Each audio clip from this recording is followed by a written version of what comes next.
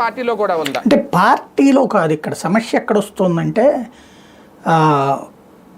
మేము బ్యాలెన్స్డ్గా ఉన్నామని చెప్పడంతో పాటు చంద్రబాబు గారు ఫీలింగ్ని వీళ్ళు ఫీల్ అవుతున్నారు. అంటే బాబు గారి ప్లేస్లో రాధాకృష్ణ గారు ఫీల్ అవుతున్నారు. ఇప్పుడు ఆయన బిడ్డలు మొత్తం అధికారం అంతా నడుపుకున్నారనుకోండి, ఈయన జ్యోతిలో ఎడిటోరియల్ అదంతా వాళ్ళ బిడ్డలు వాళ్ళ అల్లుళ్ళు పెట్టుకున్నారనుకోండి, ఆయన పరిస్థితి ఏంటి?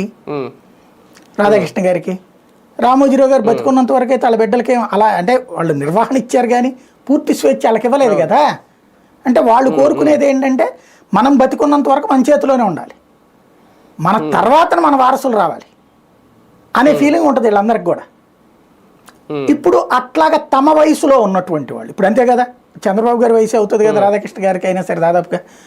అప్పుడు ఏమవుతుంది, మా స్థాయిలో ఉన్నటువంటి చంద్రబాబు గారు ఇప్పుడు ఇబ్బంది పడుతున్నాడు, ఆయన్ని మేము కాపాడాలి. మేము గట్టిగా మాట్లాడితే లోకేష్ కూడా కన్విన్స్ అవుతాడు, కంగారు పడి గట్టిగా ఆగుతాడు. అంటే లోకేష్ దూకుడిని కంట్రోల్ చేసే ప్రయత్నం ఈనాడు జ్యోతి ద్వారా జరిగింది. జరిగినప్పుడు లోకేష్ సీరియస్ అయినట్టున్నాడు, ఆ తర్వాత ఆగిపోయింది. చూడండి, ఒక 3-4 వారాలు వేసుకొచ్చారు స్టోరీలు, ఆ తర్వాత కంట్రోల్ అయిపోయి ఇప్పుడు లోకేష్ని పొగిడే పనిలో ఉన్నారు. ఇప్పుడు దాన్ని పరిష్కరించుకోవడం కోసమే ఇది తెచ్చింది. అంటే ప్రతి అంశంలో ఇద్దరిని సెపరేట్ గా చూస్తున్నారు మొదటి నుంచి అబ్జర్వ్ చేస్తే, ఇసుక పాలసీ దగ్గర నుంచి లేదంటే